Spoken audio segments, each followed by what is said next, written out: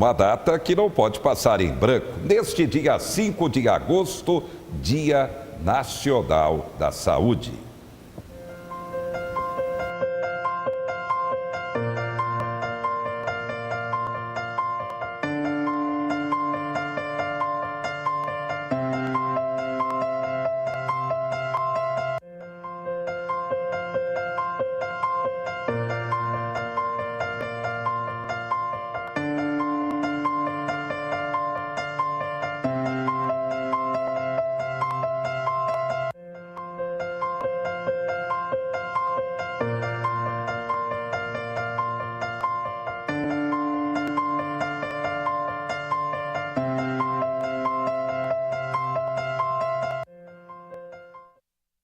Dia Nacional da Saúde. Agora a pergunta é sempre a mesma.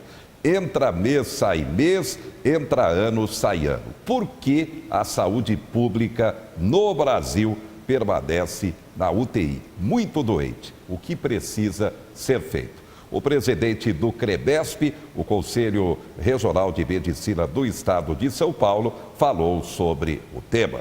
O problema crucial do sistema brasileiro é a maneira como ele é financiado e como ele se propõe a ser organizado. Ou seja, o sistema brasileiro começou pelo fim. Como é que eu digo assim? Com a Constituição de 88 e a ideia do Sistema Único de Saúde, né, a grande maneira de implementar o sistema foi de início municipalizar. Transferir a responsabilidade que era mais ou menos compartilhada em nível central, estadual, para os municípios. Né? Isso é uma ideia muito boa, porque a ideia de os municípios terem contato com a população, elas passam a ter a responsabilidade e nós transferimos os recursos. Só que não aconteceu nenhuma coisa nem outra. Os recursos não são transferidos na quantidade necessária e os municípios não têm condição de fazer um atendimento de maneira adequada. Então, esse é o principal problema. Uma ideia que, teoricamente, era muito boa, não funcionou na prática, porque não tem estrutura. A maioria dos municípios brasileiros, principalmente se tiver menos de 50 mil habitantes, não tem estrutura de fornecer saúde de maneira adequada. Como saúde é cara, precisaria ter uma organização em termos de regiões. Isso nunca foi feito, né? Pelos problemas políticos. Você reúne 20 prefeituras de uma determinada regiões que poderia muito bem se organizar para atender as doenças materna e infantil, porque uma cidade de 20, 30 mil habitantes não tem condição de manter uma maternidade que vai ter 1, 2 partos por mês. Então, teria que combinar. Ela não consegue se articular politicamente. Então, o sistema é muito bom no papel, eu tenho discutido isso com colegas de maneira internacional, mas não funcionou porque foi implementado errado. Ou seja, o sistema teria que ser descentralizado paulatinamente. E o que permitiu o sistema? Que o governo federal cada vez mais se ausentasse, inclusive do financiamento. Hoje o governo federal, do ponto de vista de proporção da sua receita, financia muito menos do que financiar 10, 15 anos atrás. Qual que seria o ideal aí dessa divisão de financiamento? Não, primeiro que o Brasil, que se propõe a ter um sistema nacional, universal, é o país que menos investe em saúde do ponto de vista da sua gestão pública. Hoje, está ao redor de 45%, né, do orçamento de saúde é de governo federal, estadual, municipal. Ou seja, praticamente mais da metade é iniciativa privada. Com o contraponto, a iniciativa privada hoje é responsável por 50 milhões, 25% da população. E o governo, o serviço público, pelo restante da população, aliás, por todos. Né? Então, existe um grande desajuste do ponto de vista de financiamento. Tá aí, realmente, no Dia Nacional da Saúde, veio à tona a mesma questão. O Brasil permanece com a saúde muito doente, a saúde pública na UTI. A grande verdade é que a população paga impostos e na hora da reversão de uma saúde ágil, com qualidade, toda essa dificuldade comentada pelo presidente do CREBESP, o Conselho Regional de Medicina do Estado de São Paulo. A grande verdade é que a saúde pública no Brasil, para sarar de vez ainda, essa cura está muito distante. E uma informação que vem com relação a planos de saúde. Você que tem seu plano de saúde, atenção, a Agência Nacional de Saúde Suplementar propõe mudar regras da portabilidade dos planos de saúde. Vem novidade por aí, o assunto é polêmico, vai mudar de um plano de saúde para outro? Atenção, não esperar mais aquele período de carência, mas o assunto ainda gera muita polêmica e vai continuar dando o que falar.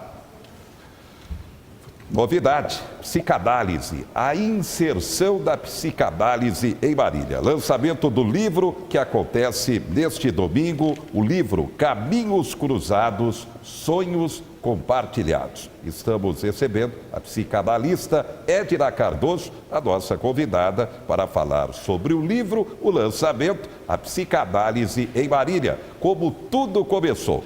Doutora Edna, boa noite. Boa noite. Bem, o lançamento do livro, falando sobre ele. Bom, Marília é um importante centro psicanalítico, né, regional. Ela abarca uma região grande, o norte do Paraná e a maior parte das cidades do interior. E a psicanálise em Marília e região já data de aproximadamente 50 anos. E então esse livro conta a saga de um grupo, né, de pioneiros que trouxe a psicanálise para Marília e que até os dias de hoje, né, ela está forte e bastante desenvolvida em Marília. Doutora Edna, tecnicamente, o que é a psicanálise? A psicanálise é uma forma de entendimento do ser humano, né, que considera aquilo que a gente não sabe que está atrapalhando a nossa vida. Então, vamos dizer, são os aspectos inconscientes, né, que nos atrapalham. Então, coisas que aconteceram no passado e que não ajudaram a pessoa a se constituir, a ter capacidade de resolver os seus problemas, de tocar a sua vida, né? Então, são coisas do passado que não são passado, que atrapalham no presente. Então, a psicanálise estuda profundamente, ela vem de Freud, né? Inicialmente, ela estuda profundamente esses fenômenos inconscientes e tem toda uma técnica, né, para tratar.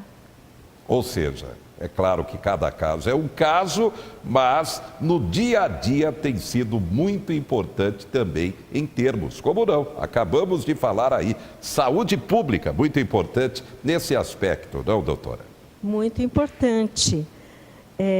E a psicanálise, desde o início, ela esteve envolvida com esses projetos de saúde pública. Então, no início, ela começou no Hospital Espírita, com o Dr. Colucci.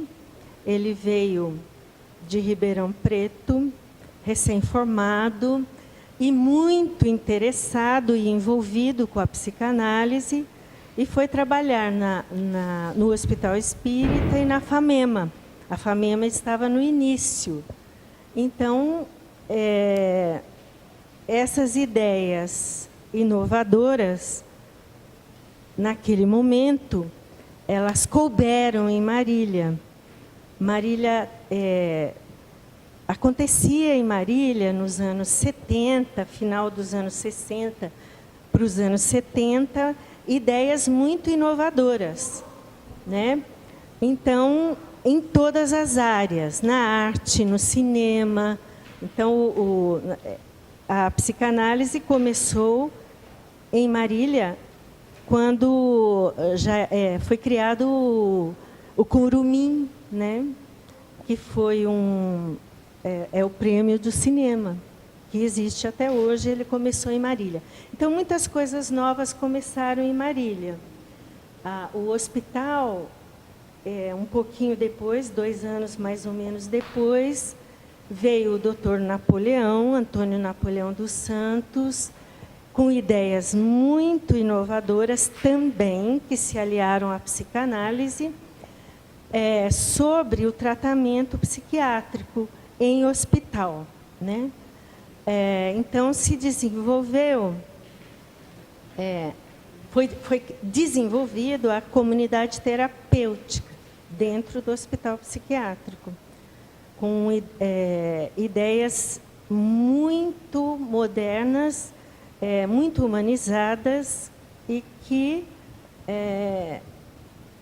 traziam um entendimento muito mais eficiente, uma terapêutica psiquiátrica e psicanalítica muito diferente, muito rica, né?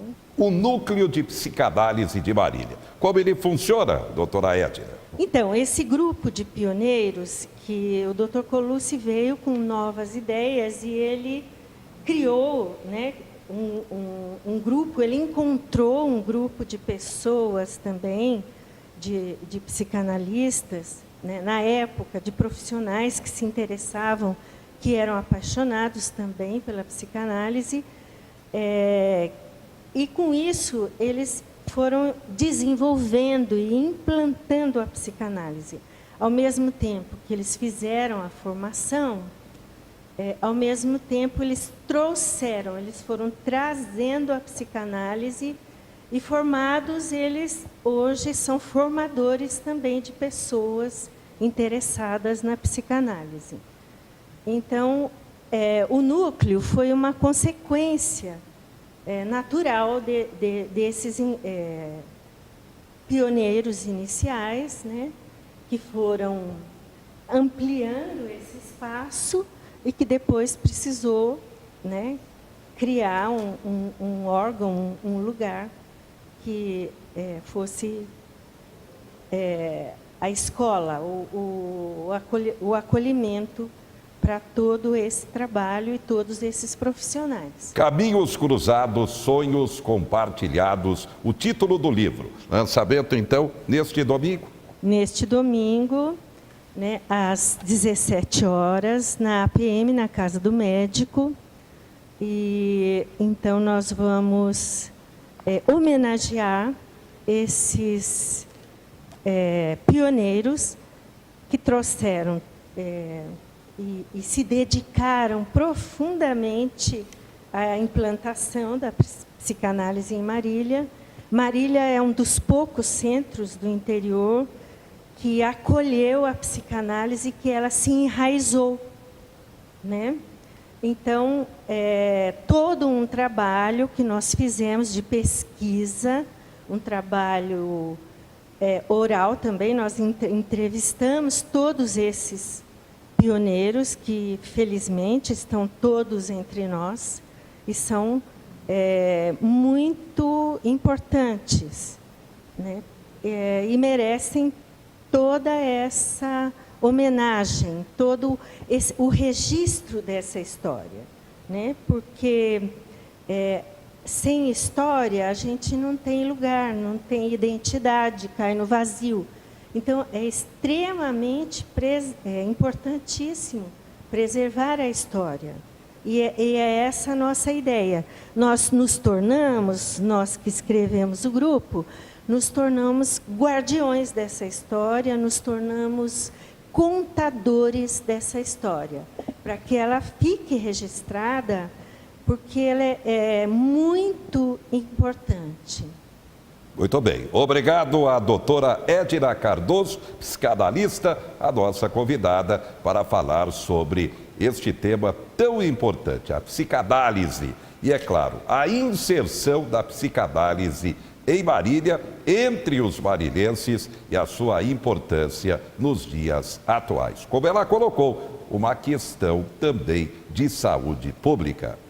Prêmio da Mega Sena acumulado deve chegar a 40 milhões de reais. O sorteio será neste sábado, às 8 da noite. O movimento deve ser intenso nas lotéricas de Marília, em especial neste sábado pela manhã.